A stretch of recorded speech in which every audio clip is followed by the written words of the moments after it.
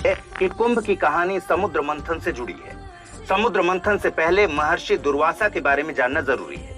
मान्यताओं के अनुसार महर्षि दुर्वासा भगवान शिव के पुत्र कहलाते हैं। माना जाता है कि उनका जन्म भगवान शिव के क्रोध से हुआ था और इसी कारण उनके स्वभाव में क्रोध सबसे ज्यादा दिखता था। दुर्वासा ऋषि को छोटी छोटी बातों पर क्रोध आ जाता था और वो श्राप दे देते थे। ऐसे ही एक बार महर्षि दुर्वासा ने देवताओं को श्राप दे दिया। श्राप के कारण इंद्र और दूसरे देवता कमजोर पड़ गए। इस कमजोरी का फायदा उठाकर राक्षसों ने देवताओं पर आक्रमण कर उनसे उनका स्वर्गलोक छीन लिया।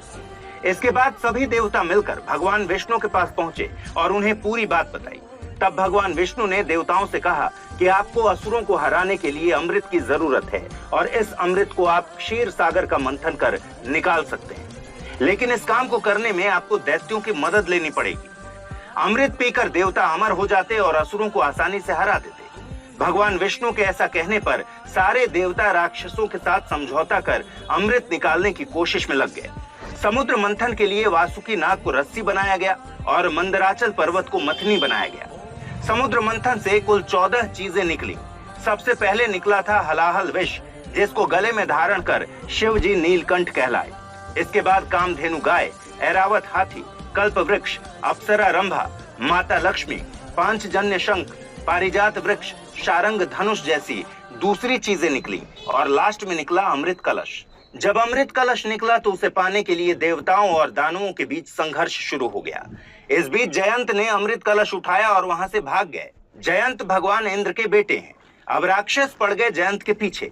जयंत अमृत कलश को लेकर भागते रहे और इसी जद्दोजहद में अमृत की कुछ बूंदें पृथ्वी पर 4 जगह छलक गई और ये जगहें थी गंगा किनारे हरिद्वार में हर की पौड़ी, त्रिवेणी संगम के किनारे प्रयागराज, क्षिप्रा नदी के किनारे उज्जैन और गोदावरी नदी के पास नासिक। इसीलिए इन जगहों को पवित्र माना जाता है और यहाँ कुंभ मेला लगता है। अब सवाल ये है कि हर 12 साल में ही क्यों होता है कुंभ मेला? दरअसल देवताओं और राक्षसों की लड़ाई कुल 12 दिन चली थी और 12 दिन लग गए जयंत को अमृत कलश लेकर स्वर्ग पहुंचने में।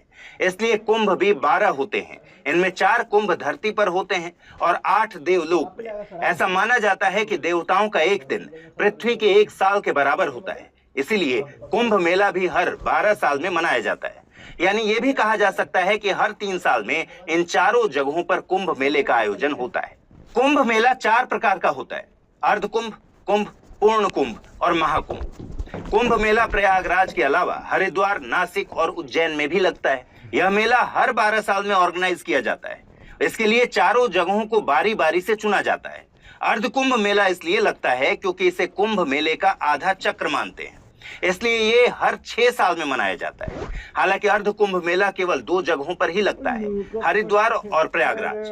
वहीं 12 साल बाद मनाए जाने वाले प्रयागराज के कुंभ मेले को ही पूर्ण कुंभ मेला कहा जाता है। यानी पूर्ण कुंभ केवल प्रयागराज में संगम तट पर ऑर्गेनाइज होता है। यानी 2025 में प्रयागराज में लगने वाला मेला न केवल कुंभ है बल्कि एक पूर्ण कुंभ भी है। पिछला पूर्ण कुंभ मेला प्रयागराज में 2013 में ऑर्गेनाइज किया गया था। इस पूर्ण कुंभ को बेहद शुभ माना जाता है।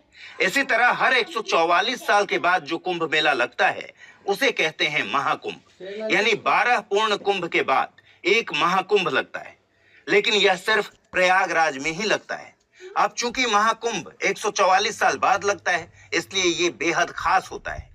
प्रयागराज में लगने वाला कुंभ इसलिए भी ज्यादा इंपॉर्टेंट माना जाता है क्योंकि यहाँ 3 नदियों का संगम होता है और इसीलिए अन्य 3 शहरों की तुलना में सबसे बड़ी संख्या में श्रद्धालु यहीं आते हैं। अब सवाल ये है कि कुंभ मेलों की तारीख को कैसे डिसाइड किया जाता है।